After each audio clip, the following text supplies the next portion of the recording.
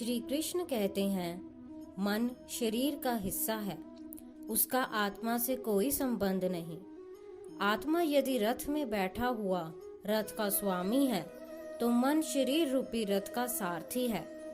यह मन ही इंद्रियों के घोड़े को इधर उधर भटकाता रहता है। कभी यौवन के आवेश में यही चंचल मन मनुष्य को इस भ्रम में डाल देता है कि वह सर्वशक्तिमान है, वह सब कुछ कर सकता है, वह यहाँ का राजा है, जिसके आगे हर कोई झुक जाने को विवश है और जिसे हर कोई प्रणाम करता है।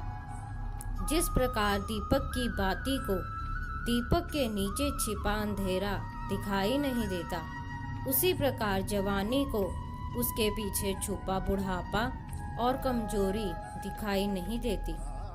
किसी भी प्राणी को उसका मन जीवन के अंत तक अपने जाल से निकलने नहीं देता।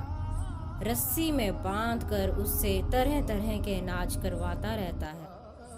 वो जीव को इतनी फुर्सत भी नहीं देता कि वह अपने अंदर आत्मा में झांक कर अपनी आत्मा को पहचाने और आत्मा के अंदर जिस परमात्मा का प्रकाश है, उस परमात्मा का साक्षात्कार करे। सुख दुख का आभास करना आत्मा का नहीं, शरीर का काम है। मान अपमान, लाभ हानि, जीतने का आनंद अथवा हारने की पीड़ा, यह भी आत्मा को नहीं होती। यह आत्मा का काम नहीं है, यह तो मन की शरारत है। प्राणी के शरीर का एक अदृश्य अंग है मन, जो दिखाई नहीं देता, परंतु वही सबसे शक्तिशाली हिस्सा है। परंतु जब शरीर के दीपक में यौवन का घी जल जल कर समाप्त होने लगता है और दीपक तले छुपा अंधेरा बढ़ने लगता है, तो मनुष्य घबरा कर चिल्लाने लगता है कि मैं बीमार हूँ। यह रोने का नाटक भी मन ही करता है। मनुष्य को मैं की मदिरा पिलाकर मदहोश करने वाला पाखंडी केवल मन है। उसके हाथों में मोह माया का जाल है, जिसे वह मनुष्य की कामनाओं पर डालता है और उसे अपने वश में करता रहता है। यह मन शरीर से भी मोह करता है, अपनी खुशियों से भी मोह करता है और अपने दुखों से भी। खुशियों में खुश भरे गीत गाता है तो दुख में दुख भरे गीत गुनगुनाते हैं। अपने दुख में दूसरों को शामिल करके खुशी होती है। आत्मा के अंदर परमात्मा का प्रकाश है। उस परमात्मा का साक्षात्कार प्राणी के लिए आवश्यक है। वह अपने मन को काबू करके अपने अंदर झांके और अपनी आत्मा के अंदर उस परमात्मा का प्रकाश स्पष्ट दिखाई देगा। उसी को परमात्मा का साक्षात्कार कहते हैं। जब तक प्राणी अपने आप को मन के अधीन रहने देगा, तब तक वह मन उसको अपना नाच नचवाता रहेगा।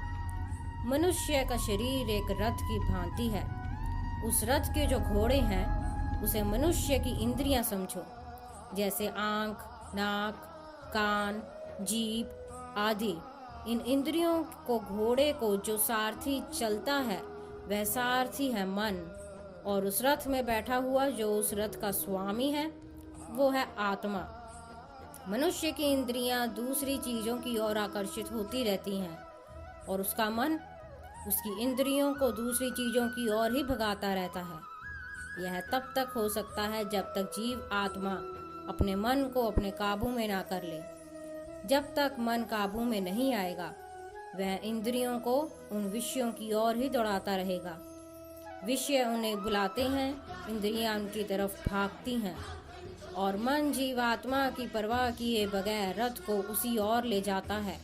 परंतु जब तुम स्वयं मन के अधीन न रहकर मन को अपने अधीन कर लोगे, तो वही मन एक अच्छे सारथी की तरह तुम्हारे शरीर रूपी रथ को सीधे प्रभु के चरणों में ले जाएगा।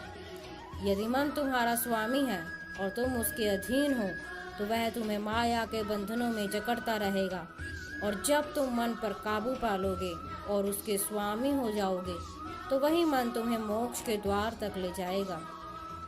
मन अति चंचल है, उसे अपने वश में करना बहुत मुश्किल है। मुश्किल अवश्य है, परंतु असंभव नहीं है। मन को वश में करने के लिए उस पर 2 तलवारों से प्रहार करना पड़ता है। एक तलवार अभ्यास की है और दूसरी तलवार है वैराग्य की। अभ्यास का अर्थ है निरंतर अभ्यास। मन को एक काम पर लगा दो, वह वहां से भागेगा, उसे पकड़ कर लाओ, वह फिर भागेगा, उसे फिर पकड़ो। ऐसा बार बार करना पड़ेगा। जैसे घोड़े का नवजात शिशु एक क्षण के लिए भी स्थिर नहीं रहता, हर क्षण में इधर उधर भटकता रहता है, इसी प्रकार मन भी क्षण में इधर उधर भटकता रहता है। एक चंचल घोड़े की तरह मन भी बड़ा चंचल होता है और ऐसे चंचल मन को काबू करना उतना ही कठिन है जैसे किसी जिद्दी घोड़े को काबू करना। ऐसे घोड़े को काबू करने के लिए सवार जितना जोर लगाता है, घोड़ा उतना ही विरोध करता है और बार बार सवार को ही गिरा देता है। परंतु यदि सवार दृढ़ संकल्प हो तो अंत में वह उस जिद्दी घोड़े पर सवार हो जाता है। बस फिर वही घोड़ा सवार के इशारे पर चलता है। इसी प्रकार मन को भी नियंत्रण की रस्सी में बांधकर बार बार उसके रास्ते पर लाया जाता है तो अंत में वह अपने स्वामी का कहना मानना शुरू कर देता है। इसी को कहते हैं अभ्यास की तलवार चलाना। मिथ्या भोग, विलास और काम की तृष्णा उसे फिर अपनी ओर खींचती रहती है। इसलिए मन को यह समझाना जरूरी है कि वह सारे विषय भोग मिथ्या है, असत्य है। भोग माया के द्वारा उत्पन्न होने वाला मिथ्या का भ्रम है। मन जब इस सत्य को समझ लेगा तो उसे विषयों से मोह नहीं रहेगा, बल्कि उसे वैराग्य हो जाएगा। और यही वैराग्य की तलवार का काम है कि वह विषयों के मोह को काट के मन को सन्यासी बना देती है। दोस्तों, आज की वीडियो के लिए इतना ही। धन्यवाद।